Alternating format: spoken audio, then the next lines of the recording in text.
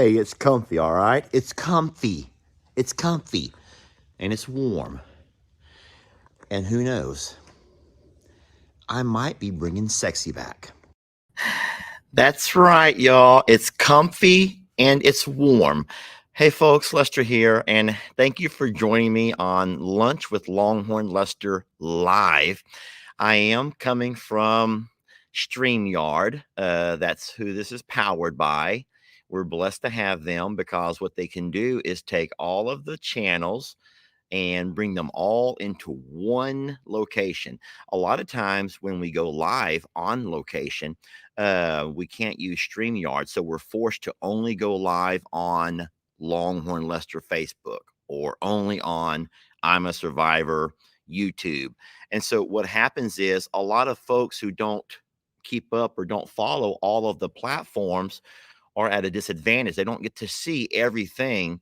And so we try not to be exclusive to one or the other. And so StreamYard is the best way for us to be able to go live because it does allow the live to be shared by everybody. So no one's missing out on anything. Now, like I said, when we're on location, like at the JNL or different places, you can't use StreamYard from your phone. It's very difficult. You can, but it's very difficult. It works a lot better from a laptop or a computer, which is what I'm using right now. But anyway, it's a pleasure to be here today. Thank you all for joining me. I do see the glare you're talking about from the light shining down. It looks like it might be something divine. I'm just saying, let the light shine, let your light shine, and there's a light shining down on me, and I love it. Okay, I will take it. No, I'm not filtered. I'm not filtered. I still have the same wrinkles I always have. You just caught me earlier in the day instead of later in the day. And that collagen facial that I had about 2 weeks back is still holding strong. So I'm blessed for that. Barbara says, "Where's Lester? Where is Lester?" So, Barbara, just so you know, whenever you start, this is not just for Barbara. I'm not picking on you, Barbara. But whenever you start alive, you go in and you have to set it up. And there's a whole lot of steps to setting everything up. And then I will finally try to start it as close as I can. The actual live, I will start it as close as I can to the hour. Lots of Cornholio questions. How's Cornholio? Cindy wants to know how's Cornholio. So, Renee, whoops, Renee, how'd you do that? Cindy says, "How's Cornholio?" So I will say that Cornholio is doing fine, y'all. Let's go ahead and, in case you have not seen it yet, or in case you're not a double D, some of y'all are not double Ds, and I just don't know why. You have a chance to be a double D, and you choose not to. Double dipper is what I call those who watch both Facebook and YouTube, but some people don't. And if you haven't had a chance to see it yet, today's Survivor Series video was about our beloved Cornholio, and it was a long video, and I tried to cut things out where I could, but still include enough. And I found out this morning from reading comments I did not do enough. There was a lot more you needed to know about Cornholio. So I made a part 2. Tomorrow morning, you will be seeing a part 2 to the Cornholio story. So bear with me on that one. I don't think that's what you wanted to hear because you just want to know all the animals and you want to know it now. I get that, y'all, but this is a lot of work on me, okay? And I've been doing 4 of these now. Let's think about it. So our very first one was I'm a Gene. That is the namesake behind the sanctuary. I'm a Gene, our donkey who survived, our lone surviving donkey from the Hurricane Harvey flood. She's still with us. Then we did Ringo, who I would say is probably our most popular of animals. Like I said in my video, you can Google Ringo the goat, and you're going to find 100 videos of Ringo. He has just been the most popular of all of our babies. The third one that I worked on was Bucky's the little horse, Jamie's birthday gift from her second year. And then finally yesterday was Cornholio. The Cornholio video was timely because Cornholio was involved in a very recent dog attack. I will play a snippet of that video right now in case you haven't seen it. Guys, what I'm not going to do is call out people. We're not going to do that this year. I'm going to give you the facts of what happened, but we're not going to make the video about bashing people. That's what we're going away from that. We are no longer going in that direction. We're no longer going in the direction of throwing people under the bus just to make ourselves look better. Okay. And I will say this, and I'm going to try to stick to it. I think that we've all been guilty of sometimes, maybe throwing someone under the bus, or so to say, because we don't like a farm practice or a personal life practice or whatever. I think we've all been guilty of it. We've all been thrown under the bus in life. I know all of you guys have been there, and we're going to try so hard. I told you guys back before the new year, we're going to try to start off on a new foot and really get this page back to its glory days, where it was full of love and laughter and joy and kindness. And those haters, those peepats who only want to bring us down, they're going to find out real fast they're on the wrong page, because not only will Jamie and I and Jamie's mom, who helps us moderate the channel, going to squash that stuff as fast as we can, but we're hoping that you will also squash it. Not, you don't have to be mean. You don't have to be mean. We just want to let people know that this is not the place for you to go off and bash people, us or anybody else. Okay. So let me go ahead and show you that snippet with Cornholio, and then we'll talk more about that little fella. Hey folks, Lester here, and today I'm hanging out with the great Cornholio, and I just want to put this out there. I'm going to say that of all of the survivors who we've been blessed to work with and love and try to care for, he is by far, and this is my opinion, but he is by far the ultimate survivor. And when I say ultimate survivor, not only has he had to survive vicious dog attacks, and I say that in the plural because he has, but he's also had to survive heartbreak, loss, and so many other things. And he's had to undergo and overcome so much in life, more than what most of you guys know about. So yes, the video that played this morning on Facebook and will play this afternoon on YouTube does show a recording of a dogs getting after Cornholio.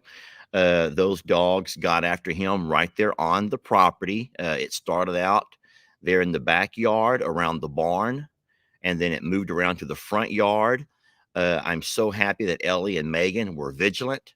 They heard the commotion. They ran out. They put a stop to it before Cornholio was seriously hurt. But what we're not doing is necessarily calling out and blaming this person or blaming that person or blaming this, because we all know, we all know that animals act on their instincts. They can sometimes be just wanting to play, and especially dogs can sometimes get to playing and they play too rough, or they end up. And so we're not in the business of calling people out, and so it's not important that you identify whose dogs or who and what they need to do with their dogs and what you would have done and what Ellie should have done and what Megan should have done. What we're saying is Cornholio is safe for now.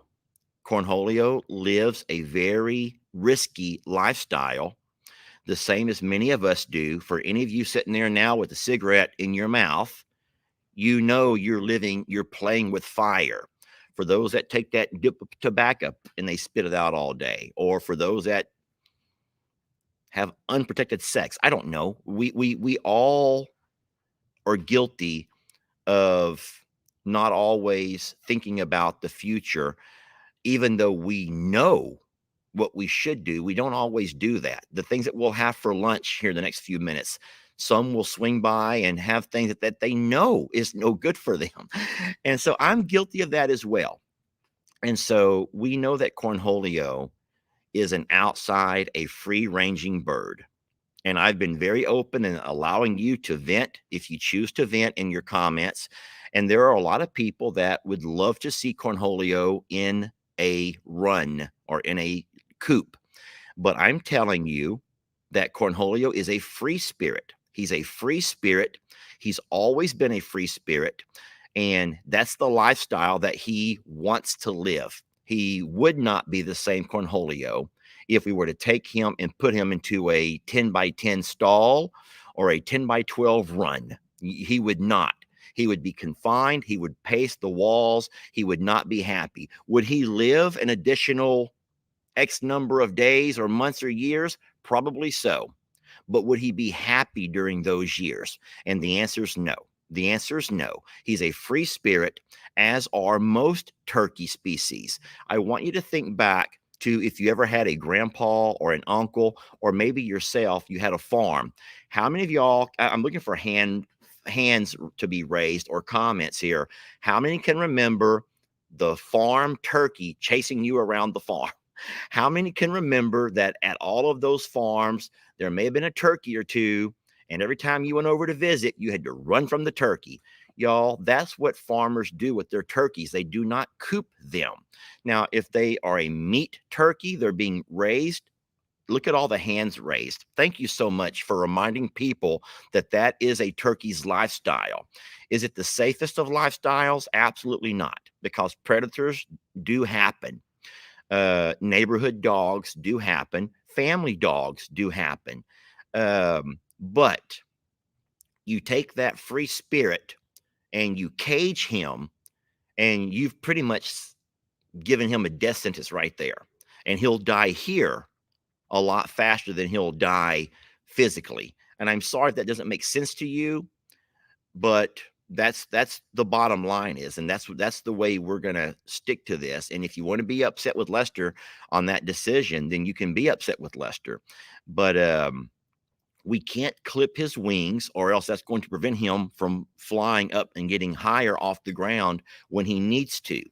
And turkeys can't have their wings clipped, or it does prevent them from being able to get away from predators. A lot of that flapping is also a deterrent to scare away predators. Also, the wingspans, a way to make him bigger, is another deterrent to make predators less likely to choose him as an easy target. He does have a place where he roosts at night. And then for a lot of folks saying he's not safe at night, y'all, that happened in the broad daylight. That video happened in broad daylight. So let's not find anyone to blame. We just know that there are some animals that live a very risky lifestyle, the same way there are many of us who live just as risky a lifestyle. We gamble with our health every time we pick up a phone to text while we're driving. We do things all the time that we know we shouldn't do. We're putting our lives at risk, and yet we do them anyway. So I'm not saying that it's right, but what I am saying is Cornholio, just like Pablo, just like a lot of our animals, they do live life on the edge. They live life on the edge. Cornholio is also at a second disadvantage because he does like to wander. He enjoys following the peacocks around. And so whenever our peacocks will fly, and they do fly, they fly from our place over to Uncle Dan's, or they fly over to my mom and dad's, or they fly over to Sister Kim's. Cornholio watches them, and even though he can't fly along with them, he'll start walking over there. He just wants to be around with those of his kind. And so I feel horrible for Cornholio. I don't like seeing what I saw yesterday, but I am happy that Ellie and Megan were there this time. Will they be there every time? No. So they won't. And um, so yes, I can't read what you're saying. I think that I'm seeing a lot of things about Cornholio being the ultimate warrior, and And so, yes, we love Cornholio. He's been with us since 2020. So at least 3 years. I believe it was June the 2nd of 2020. It was just before Jamie's birthday. And so Cornholio was Jamie's third birthday gift from me to her. It was another rescue. First, it was Annie Bananas, Annie, our alpaca. And then it was Bucky's in year number 2. And Cornholio was her year number 3. A lot of people have had fun in the comments trying to name all of the lady friends that Cornholio has had the pleasure of getting to know better. And he has had a number of lady friends, more lady friends than a lot of people. And if you think that it's going to take lady friends to keep him home, well, that's not always true either.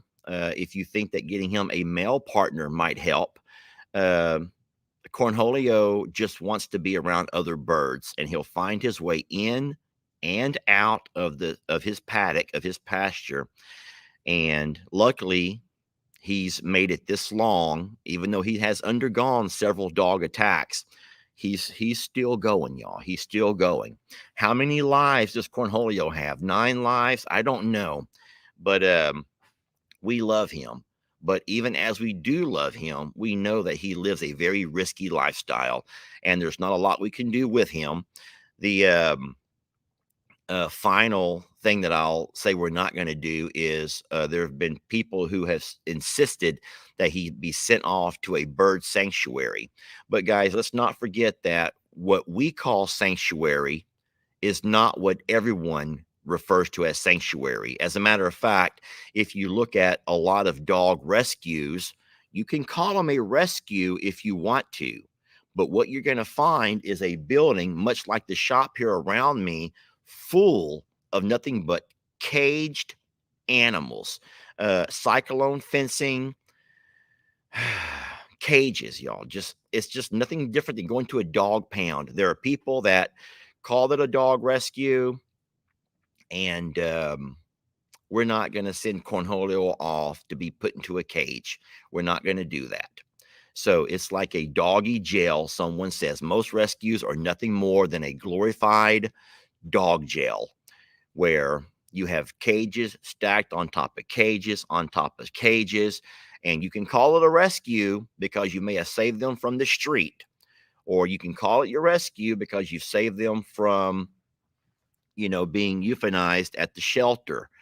But in case you can find a rehome for them where they can actually live a dog's life, I think we may disagree. We may argue and fight back and forth about what is their best life. So you admire people for getting into rescue. You know it's expensive. It's not easy, but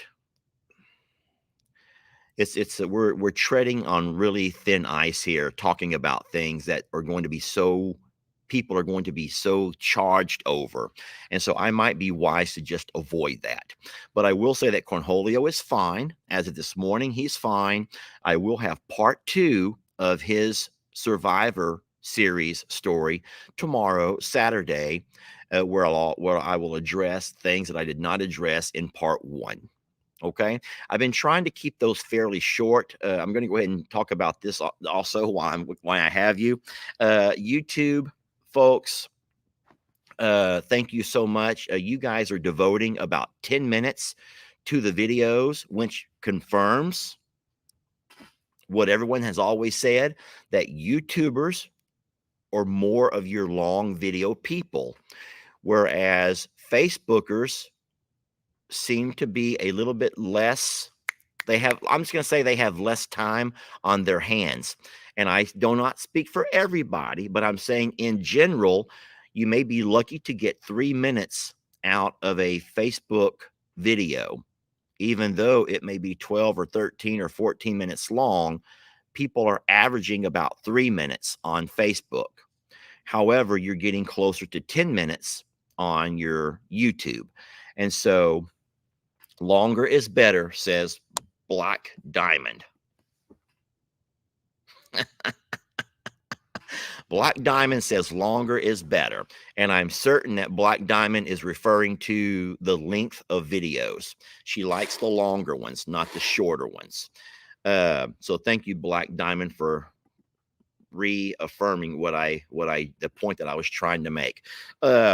We take pride in still trying to hold out and make longer video content. But I also know it's a dying breed. Yesterday, a fella on Facebook, I actually recorded, hold on. Y'all want to see something funny? Do y'all want to see something funny? Let me give you an example of what I'm talking about. Hold on. Just give me a second here.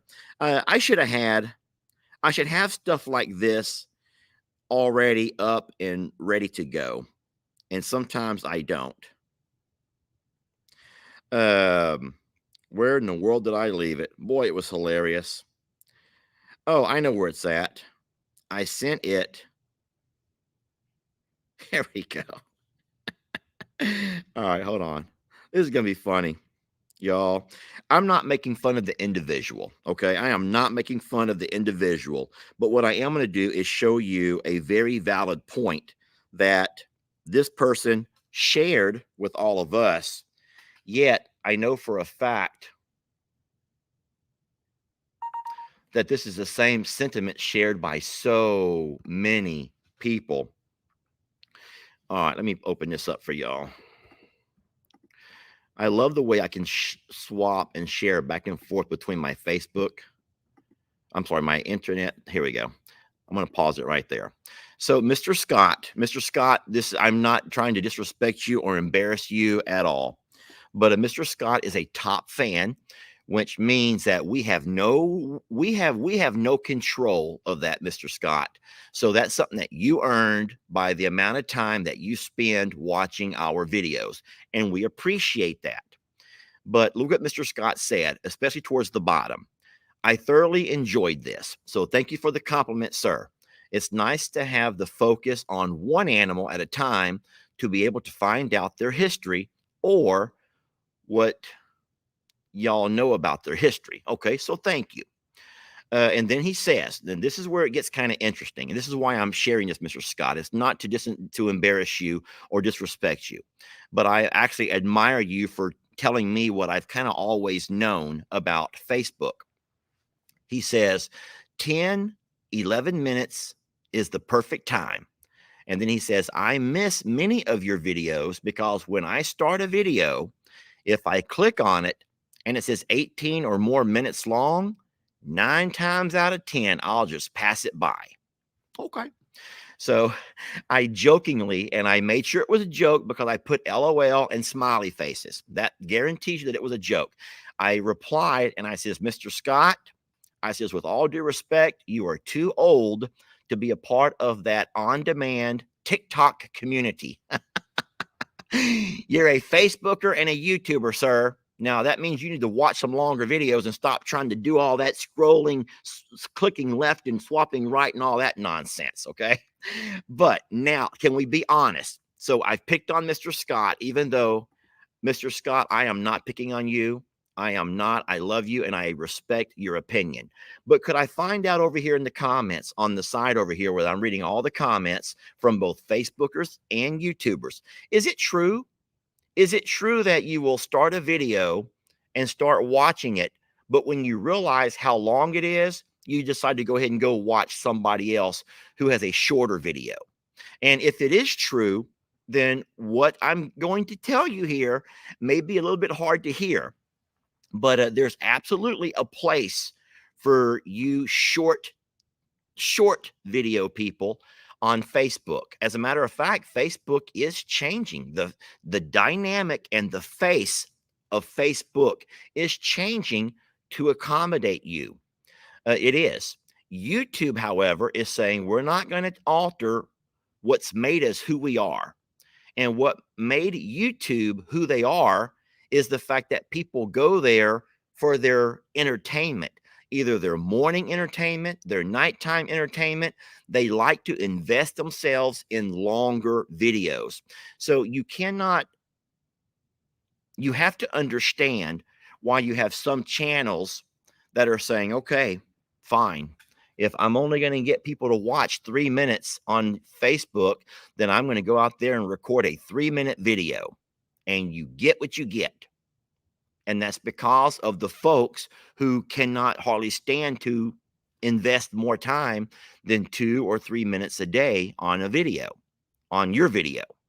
And then if you are the kind of person who says, but I like the longer videos, I like the longer videos, I'm just letting you know you're going to have to find a way to eventually evolve over to YouTube, because the longer videos on Facebook are dying. They will shadow ban a creator who refuses to follow their best practices. And a best practice on Facebook is to give people short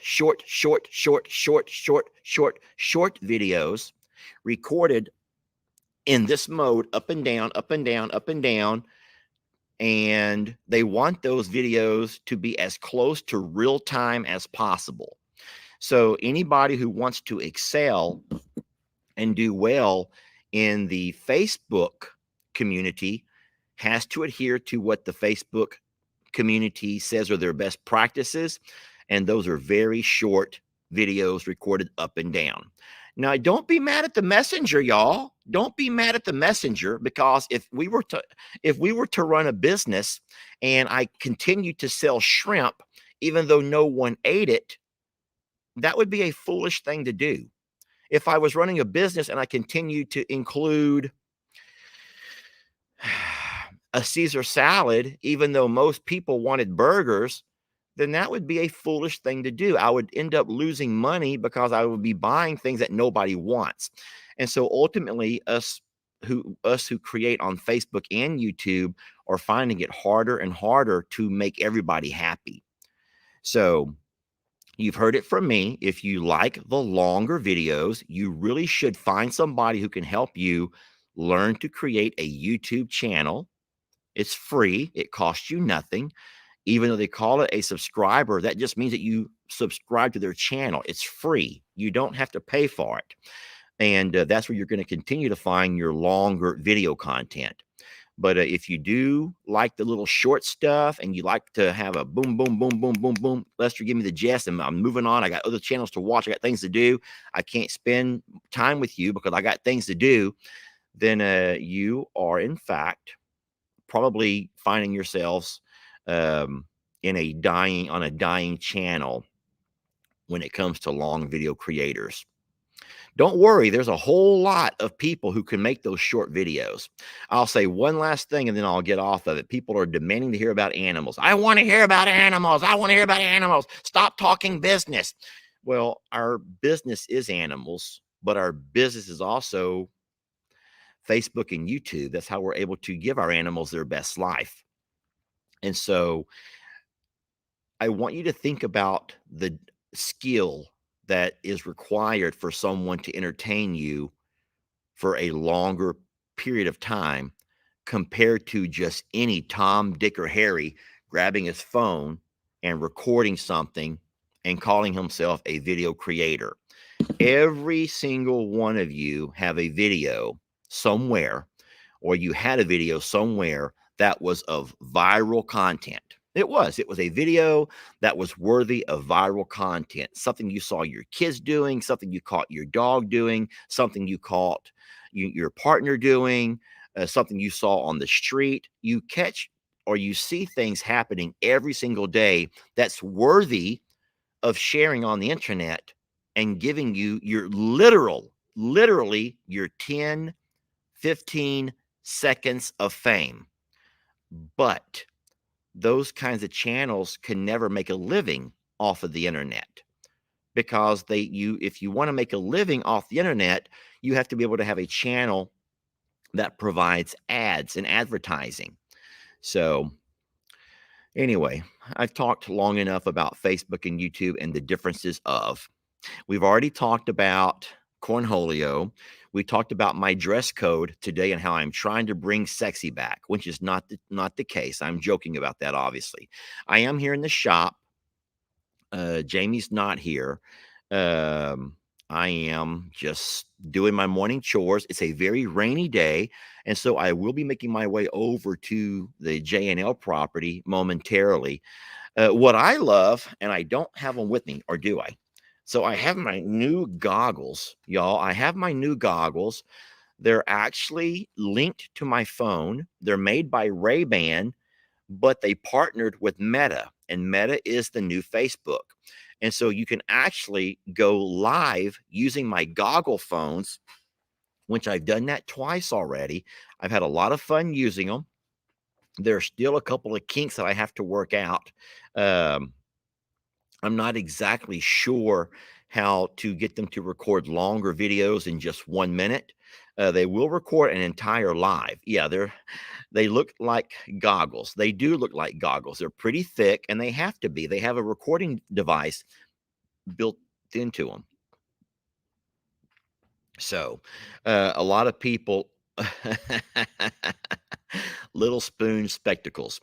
Yeah, so my brother, Uncle Dan and Lou are trying to put together a time machine, not a time machine, a time, what do you call that thing? A time capsule. They want to do a time capsule, and they've asked everyone to bring over something from this year, something that's relevant to your life this year, and put it in their time capsule. And they're going to open that time capsule up in 10 years. And I says, I joke, I says, y'all know that no one's going to be around in 10 years. No, I think that we'll still be around, but you will not be around. You will not be around in 10 years. If you think that you will be, now you will still be alive. I know you'll still be alive, but I promise you that you're not going to be around on these channels. The channels are very dynamic. All of us get an analytics of our channels. And if you, I don't think that you know the turnover ratio, how fast people join a channel and then leave a channel. Many times it's by mistakes. There's a sometimes you leave a channel by mistake and don't realize it. You click an X. If you don't have time to watch a video, there's an X in the right hand corner of Facebook videos. But if you click it, what you're doing is actually leaving that channel, not leaving the video, you're leaving that channel. And so there have been so many people who've messaged says, "Hey, I didn't know y'all were still around. I didn't know y'all still made videos." Well, it's because you clicked the wrong X. Instead of just skipping the video, you X'd out of the channel. And so you lose the channel. So it's no longer going to show up on your Facebook feed. You're going to end up finding new channels, and they will end up occupying your time. So someone says, "I'll still be around. I'll still be around."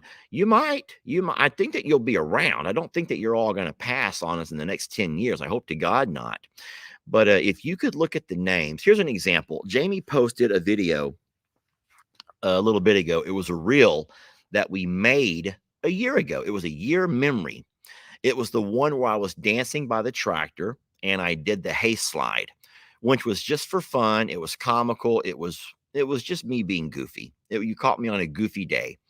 And you wouldn't believe when I was reading those comments on the original video from a year ago, my mouth dropped because I was seeing all of these names of people who a year ago were a very large part of I'm a Survivor and our video content. They were the names that you see all over the place on all of these videos. And I'm sitting there saying, "Hey, whatever happened to," and all of these names that I recognized from a year ago, guys, and there's so many names that are gone. And I'm thinking, what happened? Where did they go? They were really big into the channel. And so I think I know what happens. I think that over time, people find new channels, different channels, things that offer them a little bit more entertainment, bang for their buck. And so they begin to evolve and move around. And so I'm not upset with that. I'm not mad about it. I was trying to revitalize I'm a Survivor by offering some Survivor series to get some of those people back. But I realize now that the same people watching those videos are the same ones who've been here forever, not the ones who were here and then left. So it is what it is. You know, it's we're testing the waters. Is that the right word to use? I want you to remember this. The internet has only been around for so long, and then video creators have only been doing what we do for, I would say, about the last 5 or 6 years, ever since they came up with something called ad revenue. Um, and so Facebook Watch, you all know about Facebook Watch. That was their attempt to get into sort of what YouTube was doing by playing long videos. And so a lot of people joined up and began to make videos during that time. And most of those channels are gone now. Think about it. Most of those channels don't last more than a year or two, and they end up losing their steam and they just kind of like wash it. They go away. The same way TV shows you may see on TV, sitcoms, or different shows you may watch, different seasons you may watch on Hulu or Netflix. And at some point, even though you really enjoy the series, you're enjoying these episodes after episode, and then you wait a minute, they're not going to renew the season, they're not going to renew they're not going to renew the show, and shows will die out. And what happens is those shows will die out because people will begin to lose interest. And as the numbers drop and begin to decline, those folks who make those movies realize they're not profitable anymore, they're not making any money, and you can't continue to make a video or a movie in this case and have no one watch it. So that's how they die out and they go away.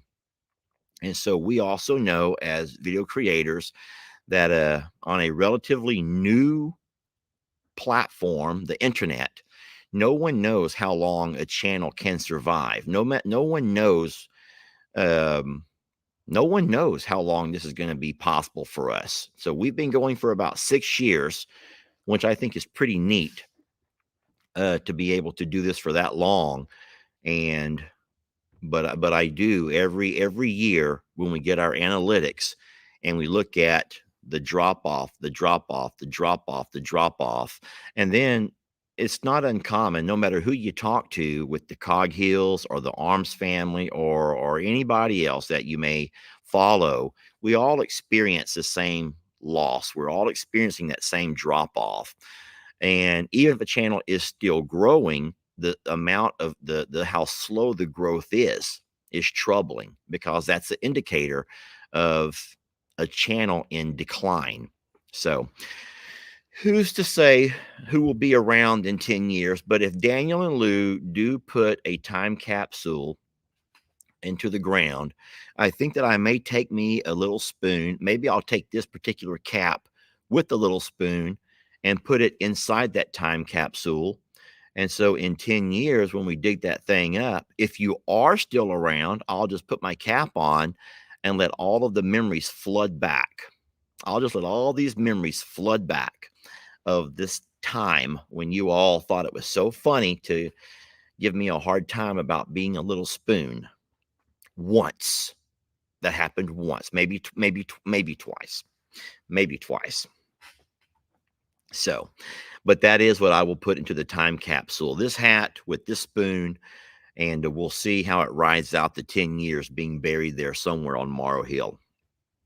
But no, everything is going fine with the animals. Cornholio is up and about today. Don't worry, I'll show you more of that video tomorrow so you can see how he's doing. He's going to be fine.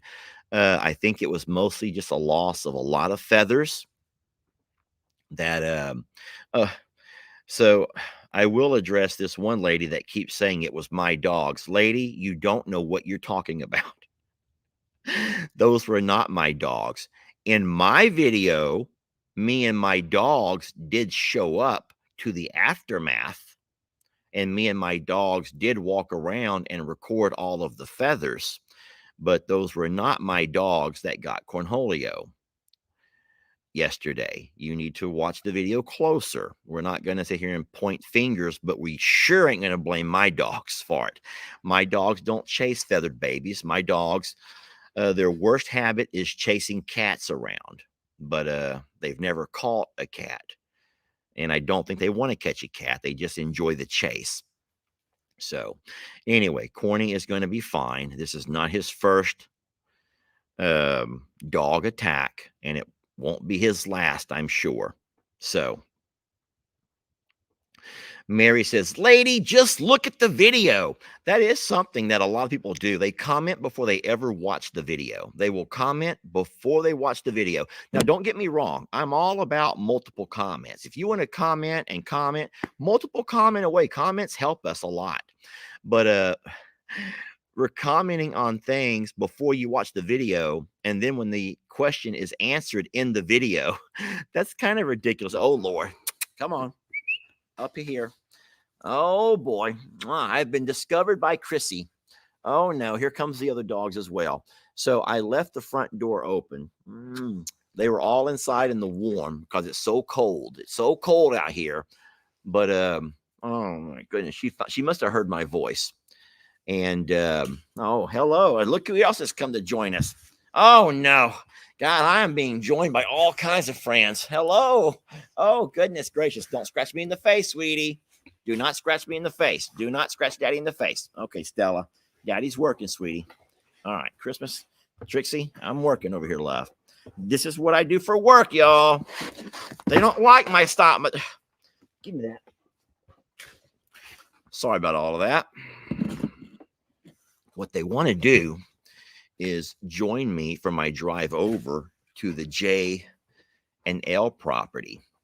But it's a rainy day. It's very nasty, and I'm not going to let them go. Ben, my nephew, he just washed my truck up a couple of days ago. And even though the outside is going to get dirty because of the rain and the mud, the inside is still clean.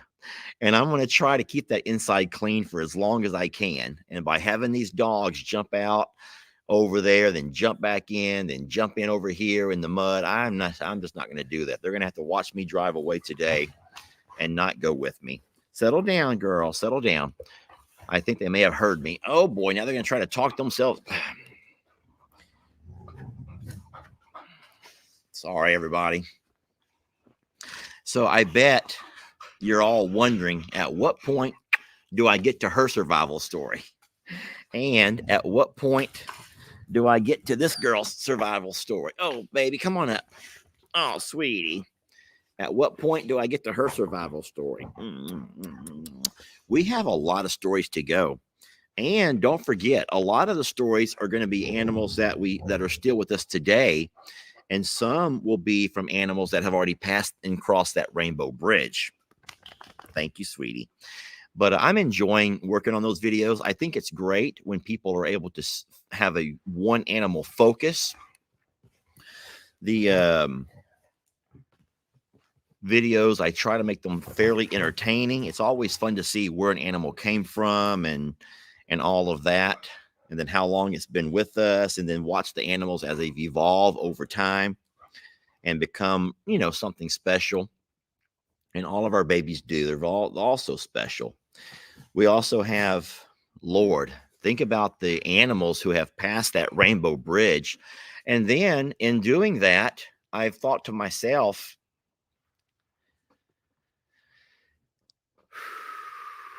you have to be careful of how far are you willing to go before opening up more criticism on yourself. Think about that for a minute. How far are you willing to go before risking opening yourself up to more criticism? Because can you imagine the day that I make the video about Lola and Petunia? And if there's anybody who doesn't know that story, well, you're going to see a beautiful video of two pigs that helped each other find themselves into a better life. But the problem is how they passed. And then I already know that what's going to happen is I'm going to have a lot of criticism on the role that I played, or the role that I was unable to play to protect them from the accident. So yeah, that is kind of one of my worries about when I start playing animals who've already passed the rainbow bridge. You already know that a lot of animals you lose to predators. Um, some animals you lose to parasites, sickness, disease. Some you lose to accidents.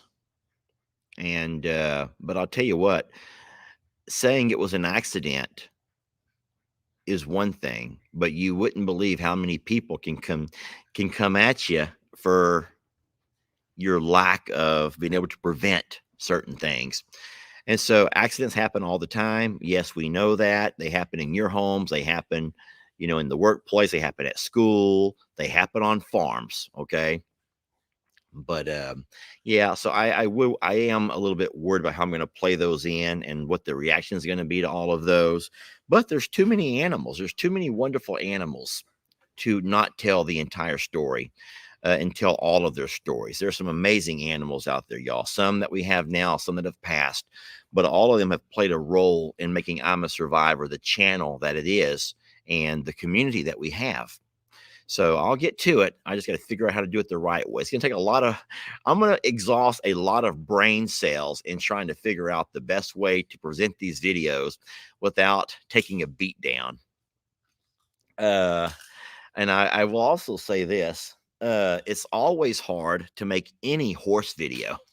Man, is it becoming ever more difficult to make any video about horses. I told Jamie, I want you to think, oh no, Christmas is chewing on my glasses.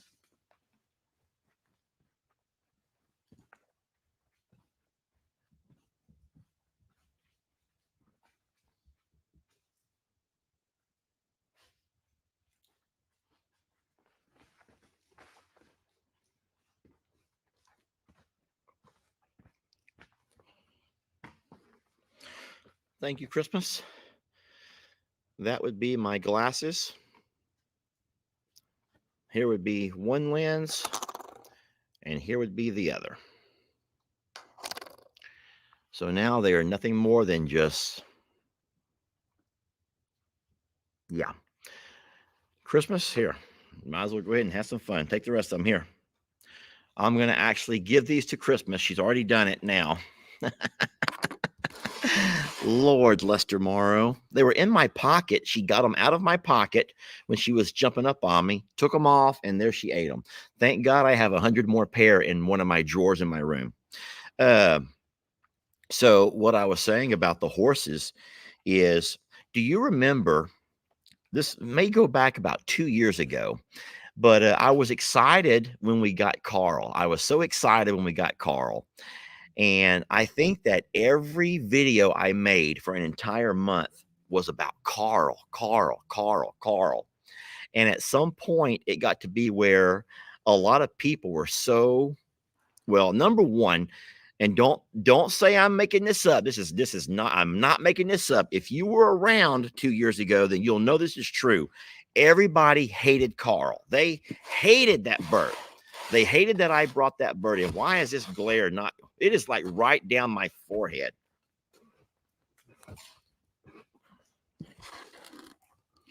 I don't like you all seeing that part of the shop, but I can't have that glare anymore.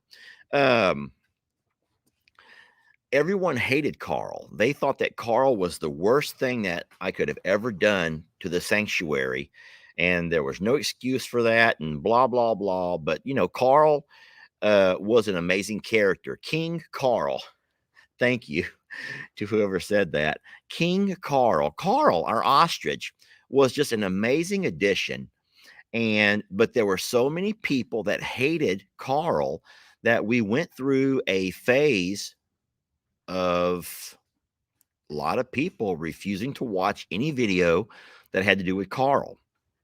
So then what I did as kind of a smart ass way of just some of the things that I can sometimes do, I begin to make videos and I would purposely completely ignore Carl.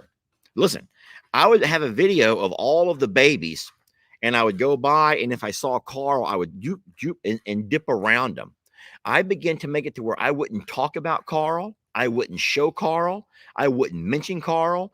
Carl could be behind me, hissing up a storm, hitting the fence, and I refused to acknowledge it. And would you believe that within a couple of weeks, everyone began to ask, hey, where's Carl? Where's Carl? How can we never see Carl? It's a fickle world that we live in, y'all. It is the darndest, most fickle world that we live in. So all I can ask is that don't you become one of those people. Don't you become one of those names that you just let your emotions take over every time you go onto a channel and watch the internet. I've asked you 100 times, go find your happy place, y'all. There are so many channels out there, and there's a place for everybody. I will say this, there is a place for everybody.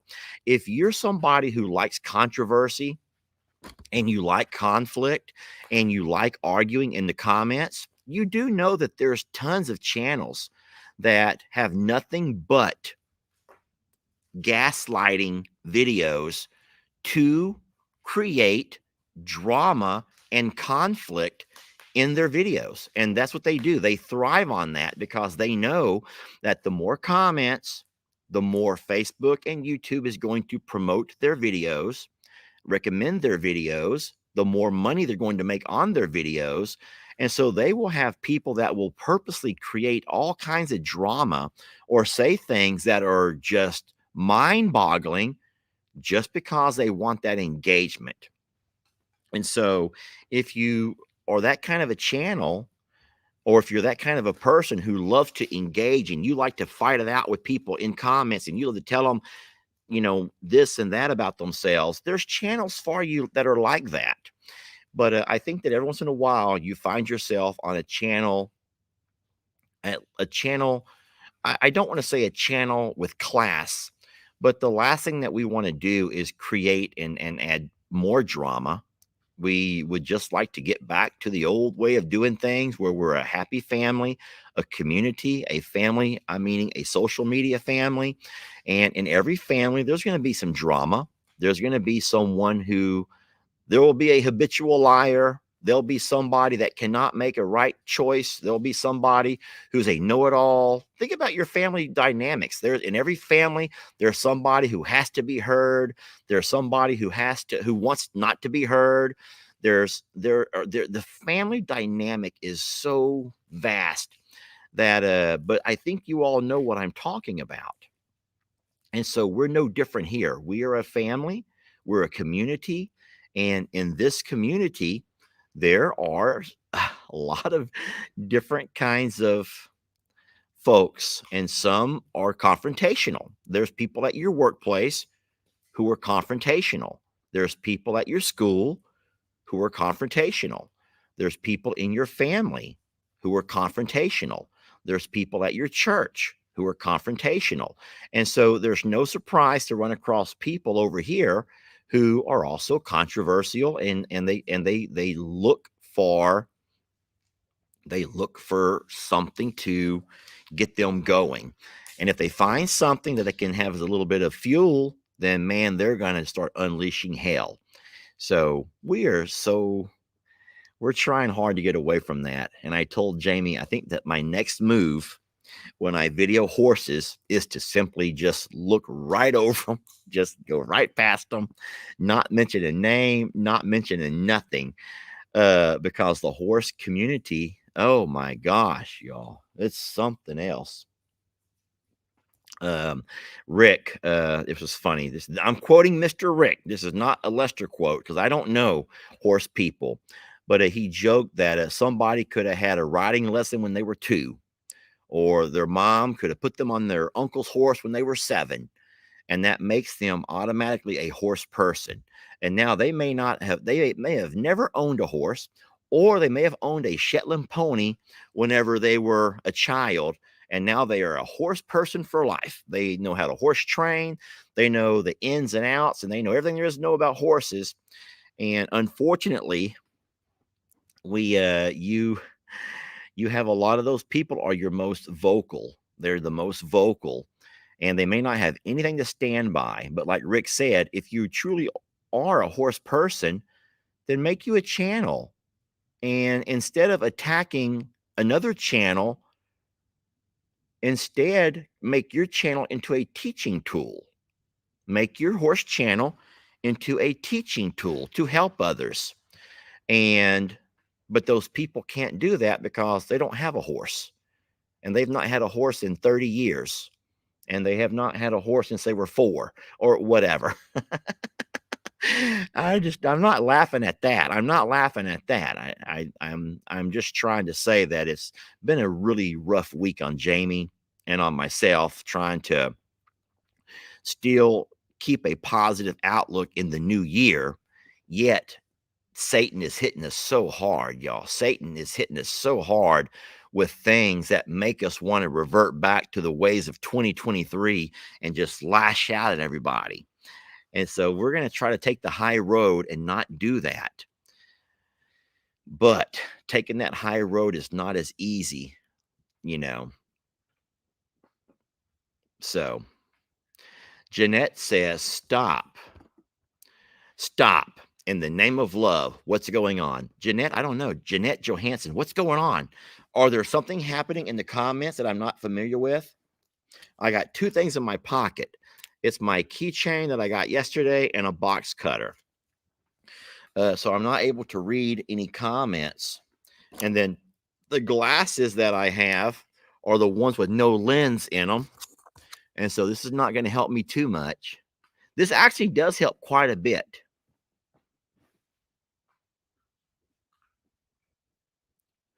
Hold on a minute.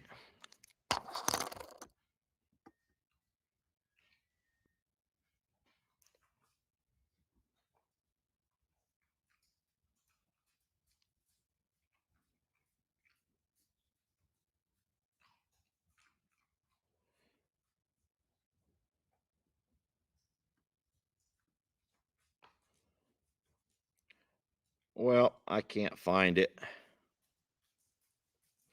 But somebody said,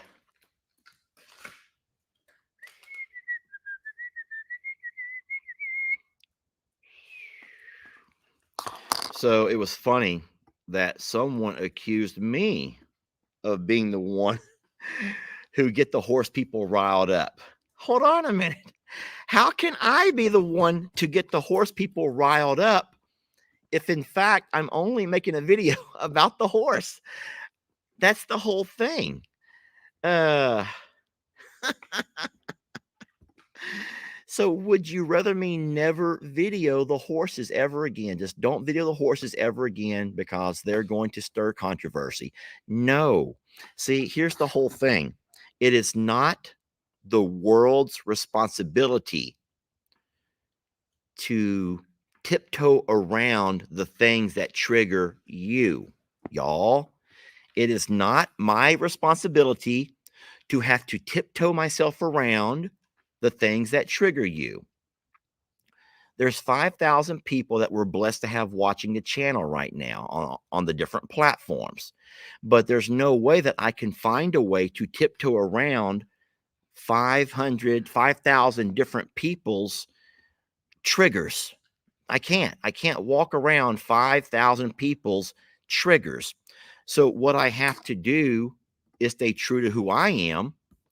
And then what you have to do is say, whoa, this guy is nothing like me. This guy, Lester, is nothing like me, and I will not be a part of any more of his videos. Instead, I'll go watch, and you make that decision on your own. And then a second lady says, why do you continually gripe at us? Wait, I didn't know I was griping. Listen to me. Right now, when we do a live, we're a bunch of friends sitting around talking. So that's what you do when you join a live.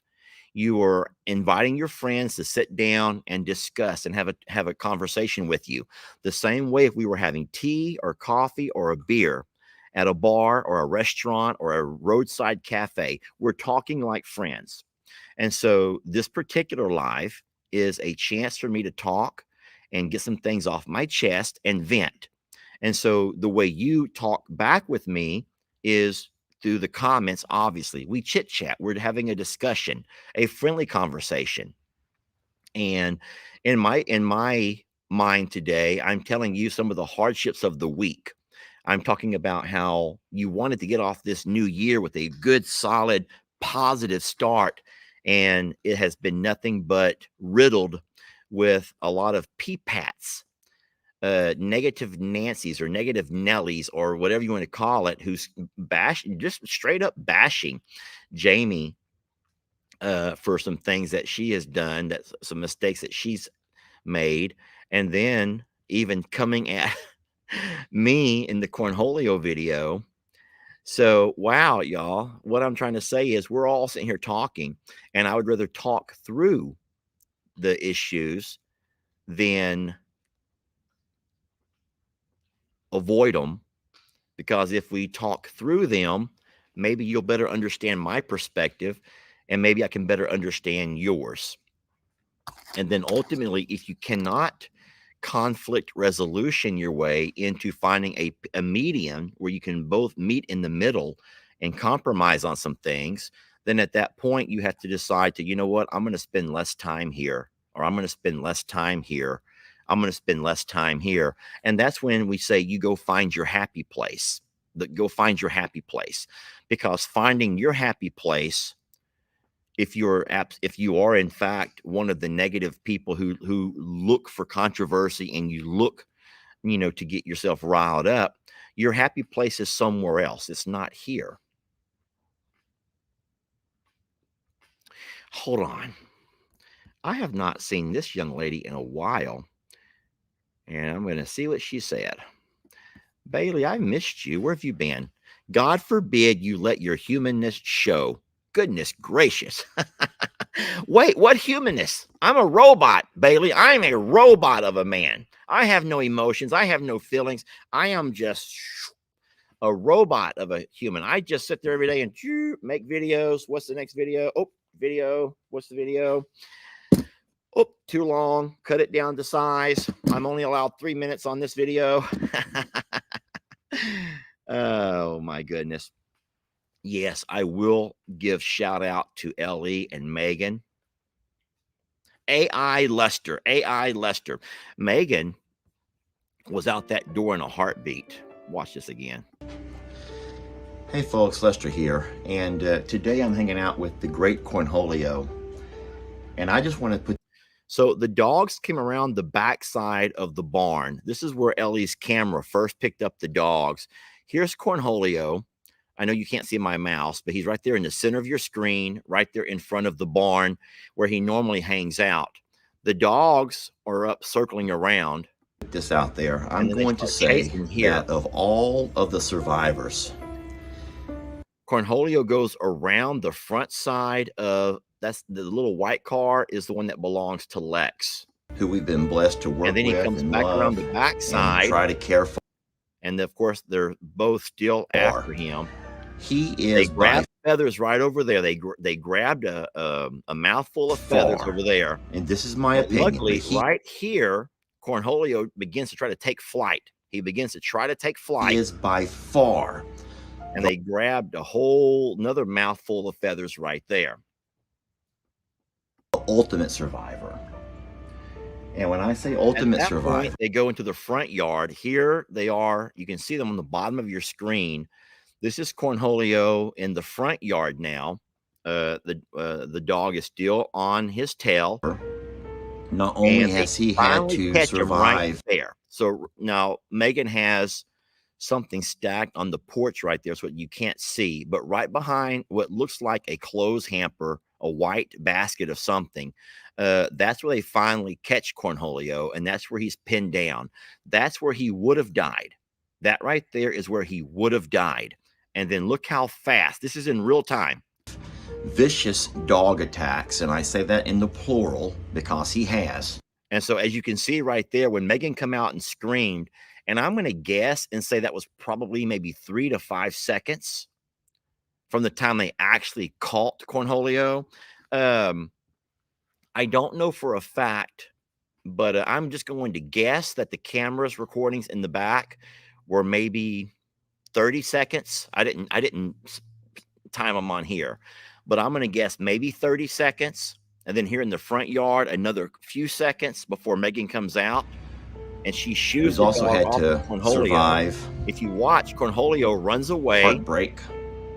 So there goes Cornholio. Here comes Ellie. Ellie had gone out the side door, and Ellie has his rifle. He's walking around the front of the house with this gun. And so the dogs are friendly, y'all. The dogs actually right there walk up to Ellie and Megan. The dogs actually leave Cornholio alone, and the dogs walk up to Ellie and Megan looking for love or something.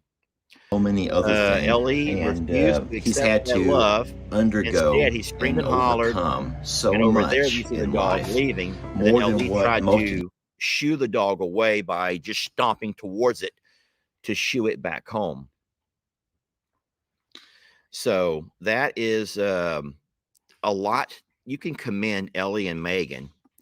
And for as much negativity as those two have taken this year, my God, for as much hate and negativity as those two have taken this year, I'll tell you what, if that wasn't proof that they're actually do a little bit better job than what you guys give them credit for. And I say you guys loosely. I know it's not all of you. Maybe I have gone on to quite the little rant session. Defending Ellie and Megan for saving Cornholio is not wrong. Defending Ellie and Megan for doing a damn good job and being there, being present when all of that went down is what should happen. That is what should be the number one comment today, is not being mad about this, not being upset about this, not blaming Lester for this, not demanding this of, instead it should be shout outs to those who saved that little guy's life. If you love Cornholio the same way you love that baby on the street, you love that dog, you love that elderly person crossing the road, guess what? You see somebody come out and save a life, that's the ones who should be held the hero. But look how twisted everybody is. Look in the comments right now. Read your comments of how twisted. There's nothing but hate and anger being spewed left and right. Some are mad at this person. Some are mad at that person. Some are blaming me. Instead, where do we get off not hailing our heroes, y'all? That's the whole thing in a nutshell. That's the problem in a nutshell. And I'm not on a rant. I'll tell you what, I loved on my son yesterday, and I told him again and again and again how proud I am of the work that they're doing at I'm a Survivor. Again and again and again. And do you know that Megan, I love her, Megan, Ellie's fiance, guys, she refuses to sleep at night. I'm telling you something. She may have told you this. I don't know if she does or not. I don't know. I don't watch every video. But Megan will refuse to fall asleep at night because she's so vigilant of what's going on around the barnyards. She won't sleep. She will not sleep at night because she's so concerned of what she may sleep through. And she's so worried about what she may sleep through. And I'll be the first to admit that I have slept through plenty of things that I wish I was awake for. But at the same time, I'm not going to stay awake all night out of fear of what I may end up missing when it comes to the animal safety. Kudos to Megan and anybody with that kind of dedication and love to sacrifice your sleep and stay awake just to keep an eye on the walk from door to door, listening and looking to keep animals safe. So, yeah, there's a lot of folks. I mean, think about it for a minute. I'm a Survivor. Whenever we made the video and we talked about how Jamie and I are going to go ahead and take up residence here at Longhorn Lester's, I'm a Survivor lost 2,000 people that day. I'm a Survivor. We lost 2,000 people after I made that video. That's 2,000 people that completely left. They left a channel that they'd been following for maybe years. They left a channel that included your Ringos, your Pictrudies, your Imogene. They left a channel that had all of these animals, the rescues that had been brought in. They left a channel and they says, I'll no longer watch anything that has to do with any of those animals because I'm not going to watch a video that doesn't have Lester or Jamie, or I'm not going to watch a video that has Ellie or Megan. What kind of hate is that? And what kind of back ass way of thinking is that? That means to me, you never loved Ringo. You never loved Pig Trudy. You never loved that big galoot we call Moo. You never loved the damn one of them as much as you claim that you did. Because the day that we say we're letting my son move into the house and start helping out at the sanctuary was the day that you said, that I'm out, I'm done, I'm done. I get emails all the time now saying how they miss us at I'm a Survivor. And I'm like, the F? I don't say the word, but I'm like, the F? I'm there several days a week. And if you haven't noticed, I still make I'm a Survivor videos even without living there. But you wouldn't know that because you up and left the channel because you were so, I'm not going to watch it if it's not Lester and Jamie doing the videos. Then you never loved the animals in the first place. Don't pretend that you did. Or if you did, you would still love the animals despite who's videoing what they're doing on any particular day. Oh, maybe I have turned this into an entire rant session. Maybe I have made this into a rant, but it broke my heart. It broke my heart for the animals. It broke my heart that you don't realize that when you leave a channel, you actually are saying a lot. It's just kind of like getting up and walking out of a meeting. I was a teacher for a while. You already know that 25 years I spent in the classroom. And sometimes there were certain presenters and people would get up very rudely and walk out of a meeting because you didn't care to hear what that presenter had to say.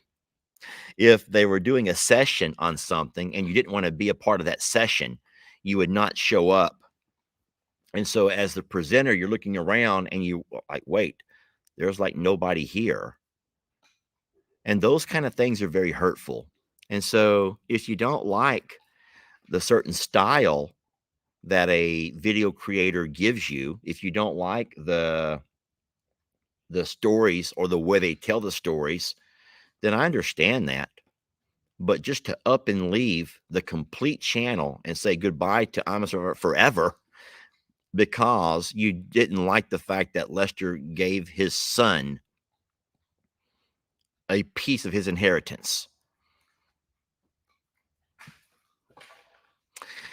I don't know. I don't get it.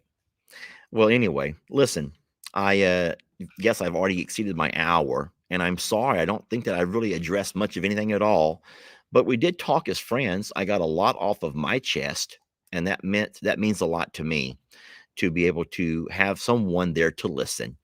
And you don't have to agree with me. I'll read some comments later to find out if you do or if you don't. I'm not going to go by and block and ban you if you don't agree with me.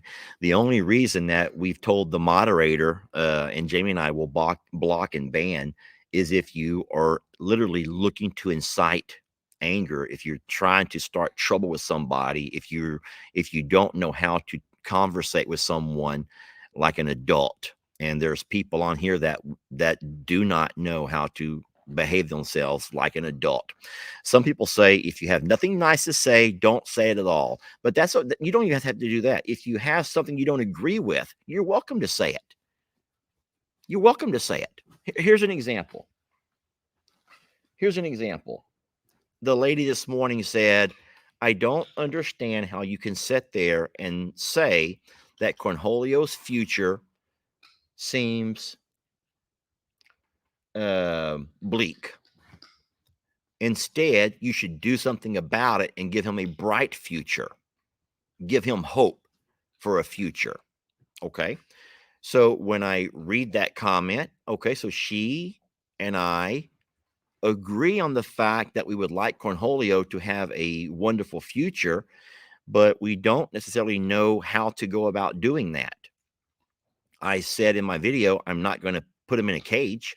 I will not cage that turkey. I'm not going to. And I'm not going to clip his wings because I feel like by doing those things, I'm going to limit him on his ability to escape from danger. Be that danger be a dog or a raccoon or a possum or a skunk or a feral hog. I'm not going to limit him on his ability to escape. So we don't know. We have a disagreement. We don't know exactly what to do. But I'm not going to delete and ban the lady and block her from my life, y'all. She's open and welcome to have her comments. The people that get blocked and banned are the ones that say things like what happened to Jamie this week, of the fact that you know nothing about what you're doing. You're a city girl who's pretending to be country. You are the reason that this and that, and or the ones that can attack you based on your physical appearance, the ones that attack you based on, oh, there's just so many things. So, what are y'all thinking? Let's take some questions now, shall we? Let's go ahead and take some questions. I feel like I've rambled on the whole time. I'm going to go read some stuff. Audacity was on sale all of 2023. I hope inflation causes people to not be able to afford it this year. CJS underscore way on YouTube. That's a YouTube channel. Yes, absolutely. Audacity was at an all-time high in 2023. But I do think that it was because a lot of us allowed it. A lot of us asked for it. So, I'm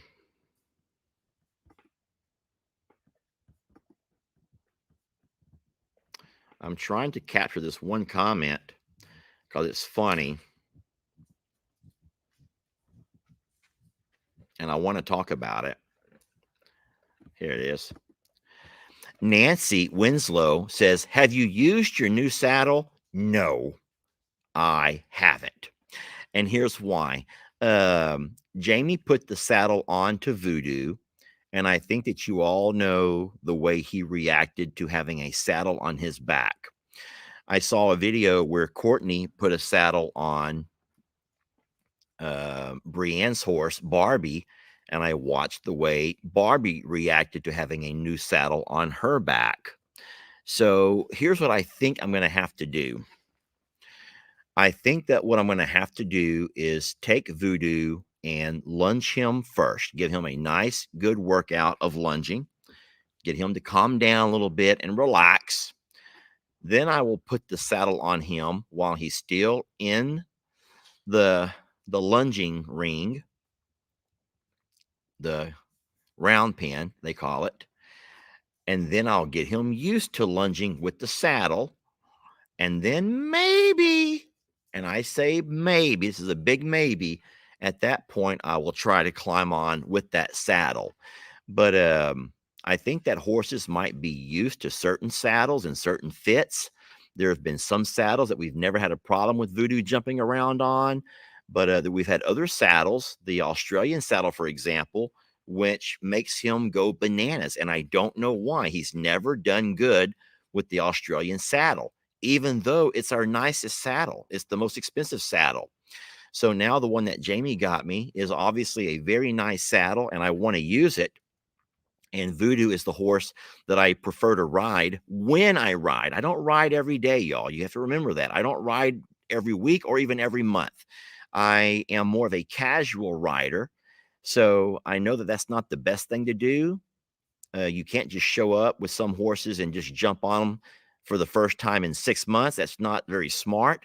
So I'm going to have to ease him into that saddle and ease him into having me on his back with that saddle.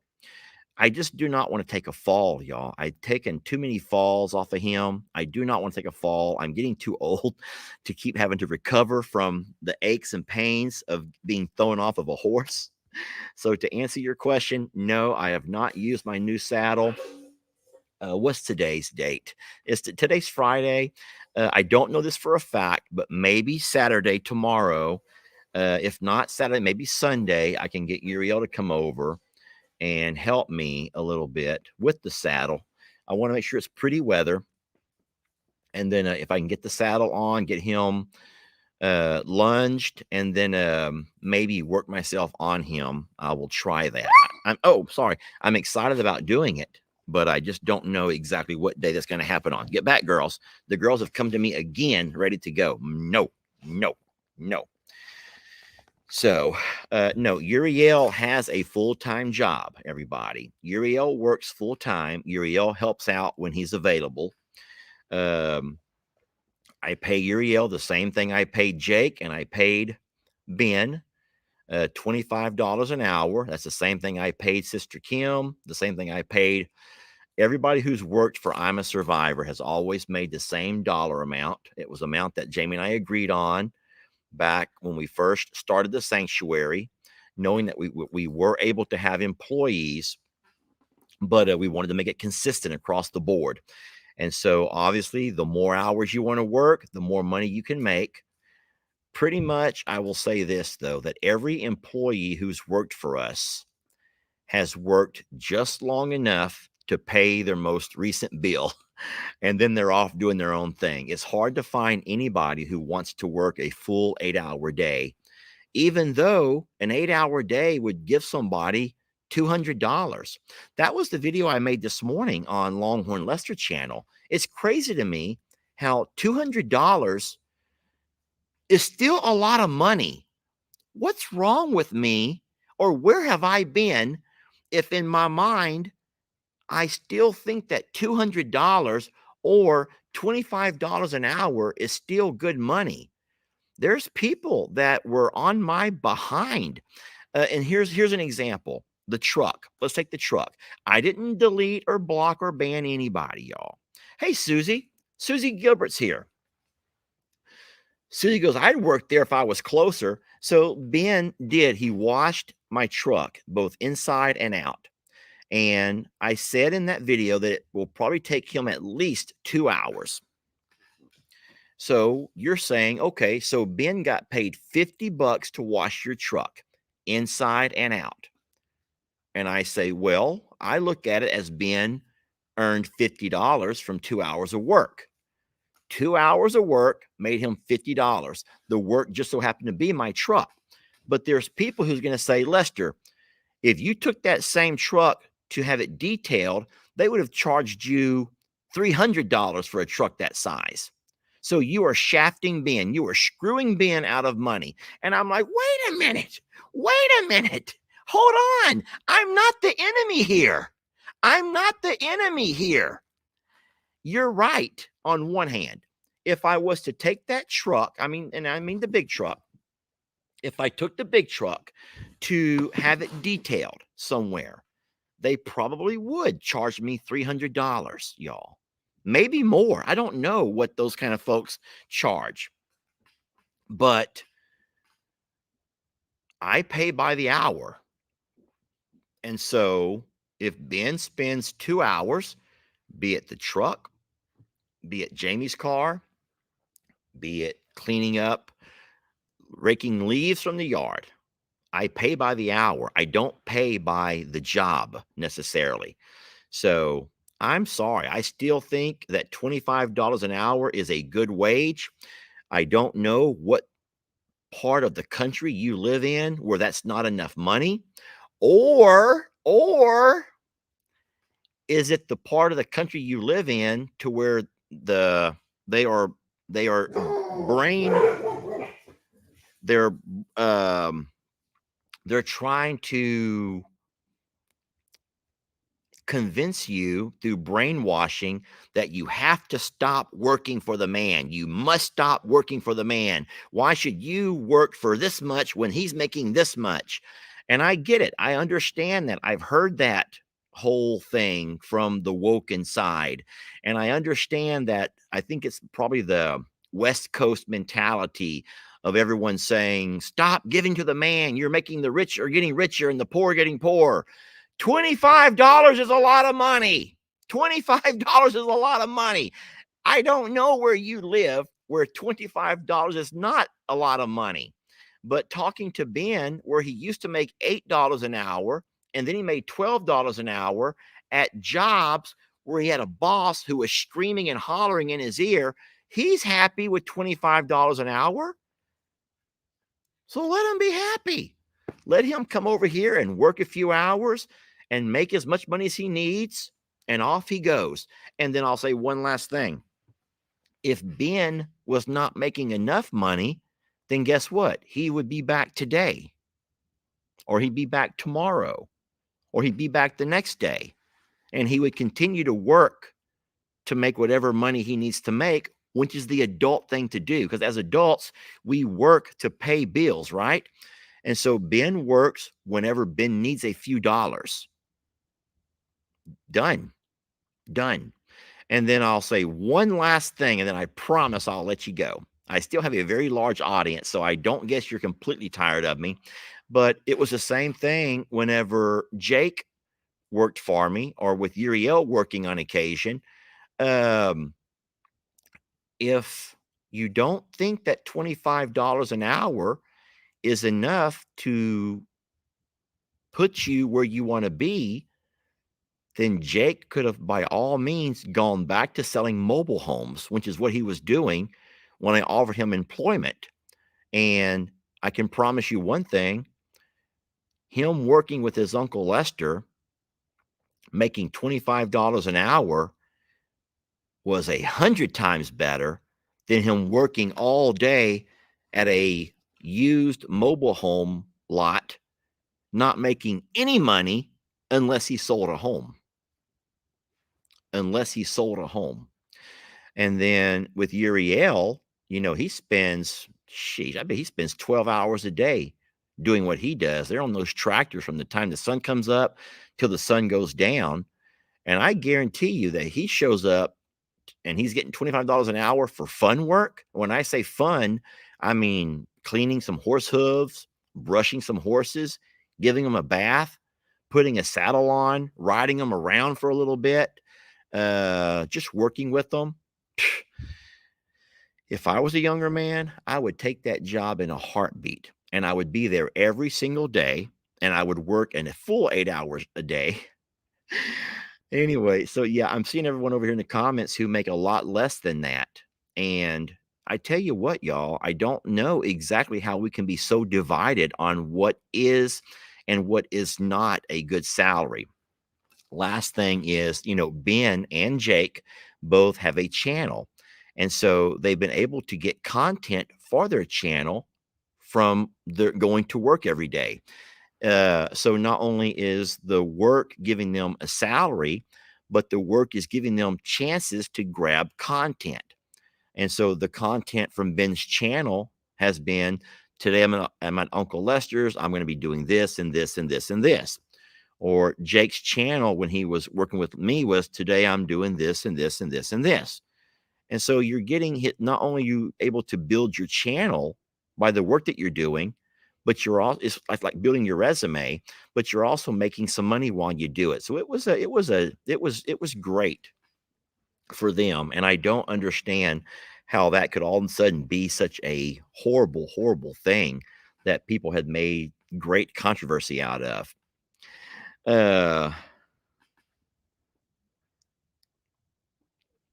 So there might be a north and a south kind of a thing. Someone just said in the north, salaries are generally higher than in the south. The north may pay more than the south. I did not know that, y'all.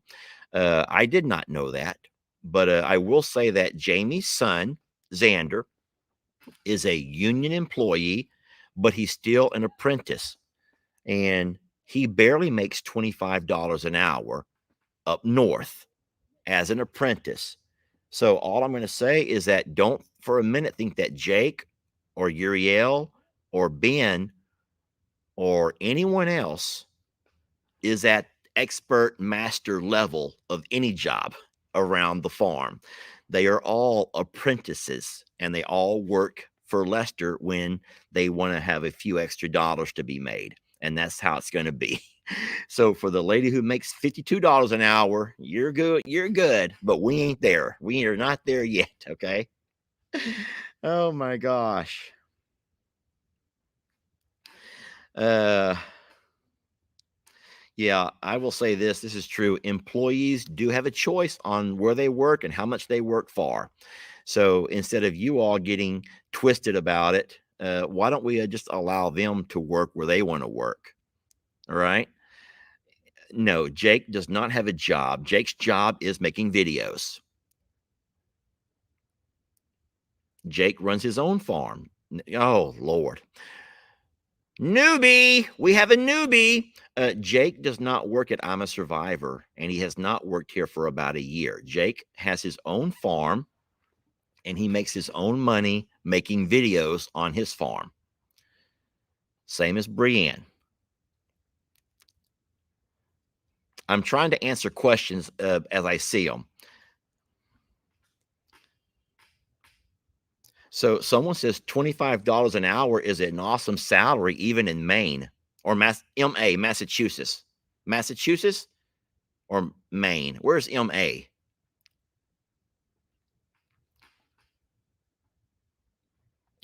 So here's is interesting. Michelle says, so what are you and Jamie doing this weekend? So Jamie has a lot of things coming up in her future. Lots of traveling. It's the new year. Her boss is getting ready to get everyone. Thank you, Massachusetts. MA is Massachusetts. So Jamie has a lot of traveling coming up. She is going to be getting as much video as she can to make sure she has things to play on her channel while she is traveling. So that's what she's doing. And then I'm not doing anything in particular, nothing out of the ordinary. Lex is still here with me. So I'll do stuff with Lex. Nothing major, y'all. Nothing major. Thank you for that question. When do you think Tilly will deliver? So I'm pretty sure that Tilly will not deliver until you could actually calculate it. So we already know that even though we thought that she might have been pregnant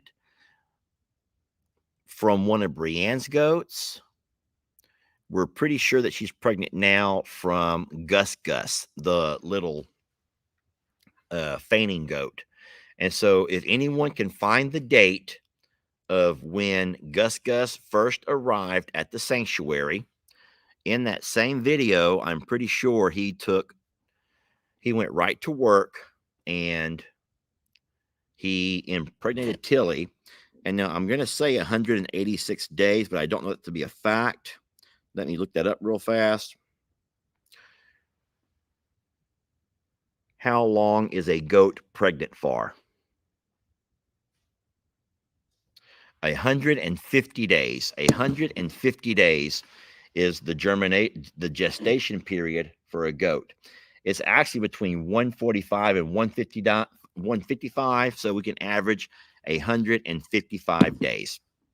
So if anyone can find out what day Gus arrived, I'm pretty sure I saw him get to work on her right away. And that means we're looking at about 150 days from that date. I've not looked up that date. Someone says Tilly should be due on January the 14th. Is that right? Is that correct? Where did I see that at? It went by so darn fast.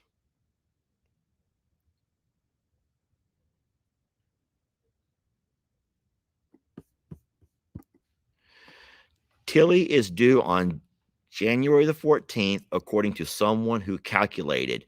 Jamie shared that on Tuesday. Okay. Thank you, Jamie, for sharing that.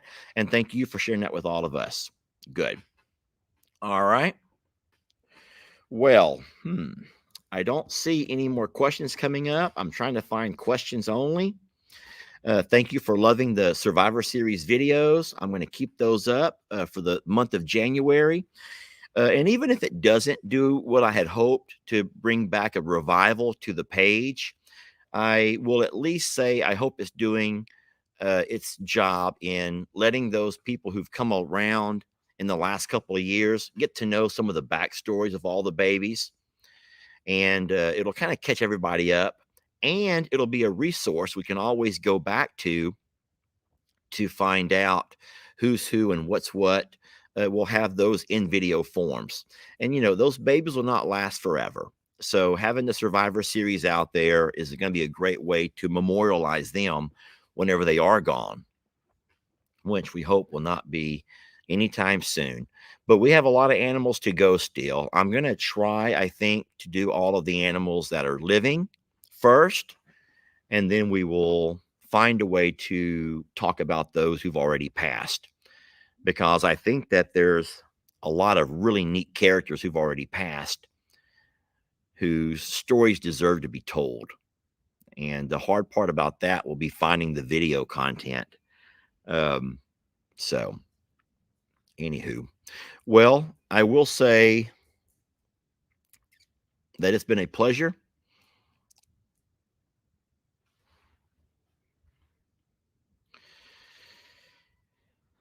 I hear Jamie out doing something. I don't know what she's up to, hollering and yelling about something. Who was your first rescue? Oh, Lord. Nancy, thank you. That's not what I was looking for right now, though.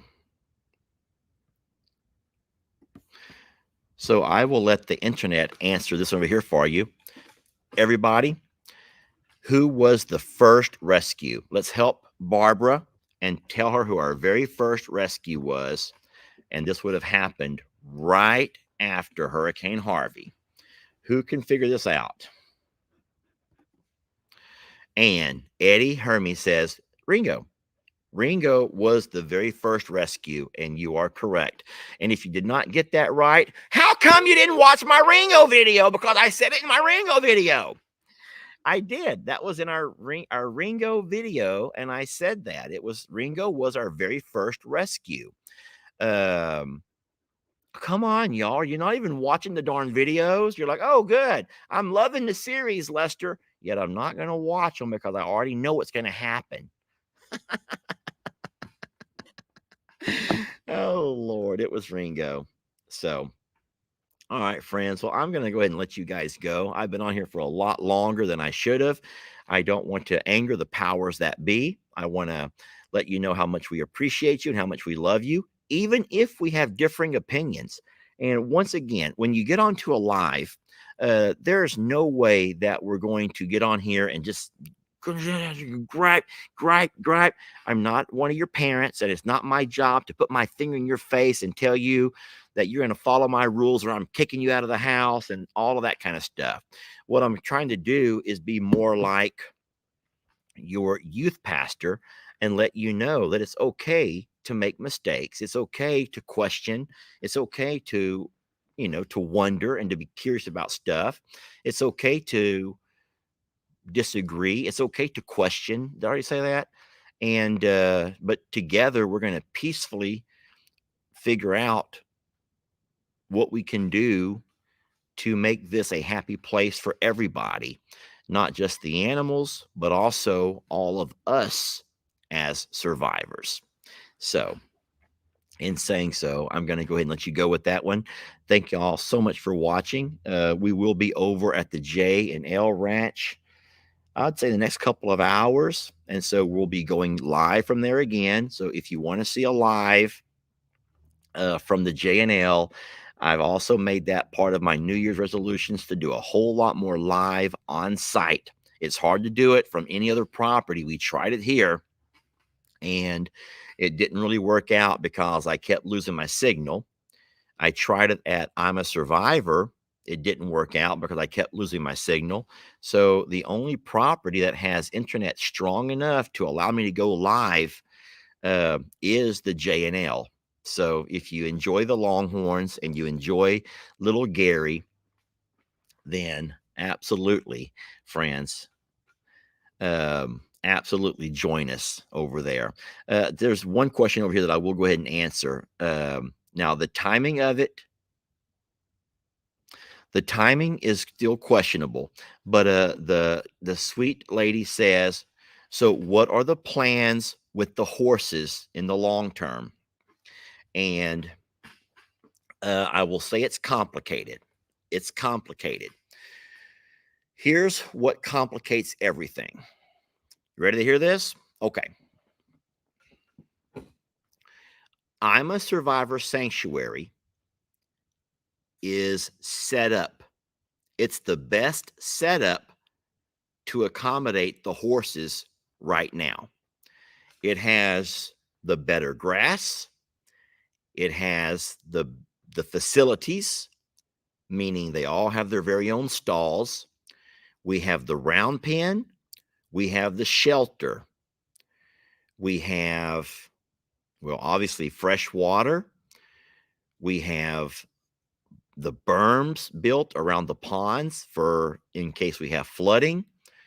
And if for some reason, so as of right now, the horses, along with the donkeys and that sweet little alpaca, Indy, they are better off at the sanctuary. But here's the downfall. At the sanctuary, that means that Jamie, who prefers to spend time with the horses, is not able to be there as often. Now, I go over there several times a week, but I do not spend the same time with horses as what Jamie would like to. So, in saying so, I think that the best fit for the horses for the long term would be to have them at this property, which is Longhorn Lester's. What we have in place is we do have a barn that has 8 stalls. However, those stalls are set up more for cows, not for horses. It was built for cows. So that would mean we'd have to do some altering of our stalls. Also, the grass here is not an established grass. It's a winter grass, which has a lot of sugar content. And so you have to be very careful of how much grazing your horses do here, or else you can give them issues with their tummies, which leads to other issues with their hooves and all of those kind of things. So that makes it complicated. It would make it easier for Jamie to walk out during her breaks, after work, before work, and work with her horses and spend time with her horses. And that's what she wants to do when she has to put blankets on them or take the blankets off. But I just don't know if we are ready for that yet. The J&L Ranch property has nowhere near the shelter that we would need for horses. It does have the large barn for the cows. We are able to store a little bit of hay there. And we have a feed room, a tack room. We also have pastures that we've made sure are able to accommodate our longhorns. But if we were to try to move the horses over there, Jamie would be in the same predicament. Instead of Jamie having to go to I'm a Survivor, she would be driving to the J&L. And she still has no stalls. She has no round pen. She has none of those things that she would like to have to accommodate her horses. So I do think, and this is just me thinking out loud, I think that the long term is going to be the Longhorns will stay at the J&L property. Jamie will eventually get her horses over here to this property. And as far as what we will end up doing with that back pasture at I'm a Survivor, that is still up in the air. I talked yesterday about the possibility of maybe sending little Gary over there. Hey, sweetie. But we don't know that for a fact. We don't want to have issues with little Gary getting into having problems with Moses and all of them. But don't forget that a pasture has to be maintained, y'all. And if we take all of our animals off the back pasture at I'm a Survivor, all that's going to happen is it's going to grow up into a jungle again. And we've already had that property cleared. We have all those large trees taken down. We have grass that we're trying to get to grow. And so we need that to happen, but you also need animals to help maintain that. So no matter what, there's going to have to be some fencing done, but we'll figure it all out. And as we do, we'll bring you along on all of those journeys. All right, I can promise you that. So Chris says little Gary needs to stay at J&L Ranch. So Chris, the only problem with that is that little Gary's fine for now because he's not getting around that great. But eventually he will be getting around a lot better, and he will always more than likely have a little bit of an issue with that back leg. We don't want to see him beat up and bullied and picked on. And no matter if it's a male or a female, a bull or a cow, heifer, you already saw from what uh, Charlene did that he's not ready to stand up on his own feet and protect himself yet. And he may never be able to do that. Now, can we have him castrated and let him graze alongside the other cows? Absolutely. But will he also be pushed off of the grain every time we put food out? More than likely. I don't think that you know exactly how mean they can be to someone who's not their own. I mean, they can be mean to each other. Imagine a lame bull being over there, and we don't want to see that happen. We don't want to see him being picked on. But once again, we're in no rush for any of that. We're only thinking out loud. Ultimately, we'll do the right thing. And if we make a mistake, then we'll reshift and we'll realign and we'll gather ourselves together and take an assessment of what's working and what's not working. And we'll do it again. And we'll figure out a way to where all the babies are hopefully living their best lives. That's our ultimate goal, is that all of the babies are able to live their best life. And so how does that happen? I don't know. Sometimes it's trial and error.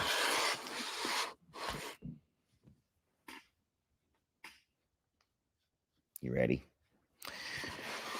I have to go now. I'm being summoned by my boss. Thank you all for watching. We love you so very much. We're blessed to have you. And I did not mean for this to come off as a rant session. It's just friends chit-chatting and talking amongst each other. I do hope that you have people you can confide in and talk to when you need to. And I'm sorry to say that you are my people. You're mine, and you're my go-to. So you're stuck with me. You're stuck with me. Okay? I will see you in about an hour or so at the J&L property. I have to swing by Tractor Supply and get some feed, and I will see you guys over there. Thank you for watching. We love you so much. And that video at the J&L will be on I'm a Survivor Facebook. We're trying to, like I said, we're trying to rejuvenate the page. We're trying to rejuvenate I'm a Survivor, bring it back alive. And before you say, you don't have any rescues over there, why are we watching a rescue? Well, we have Gary, y'all. We have Gary. He's a rescue. And I'm a Survivor is a whole lot more than just rescues, right? I'm the biggest rescue of them all, everybody. I am the biggest rescue of them all.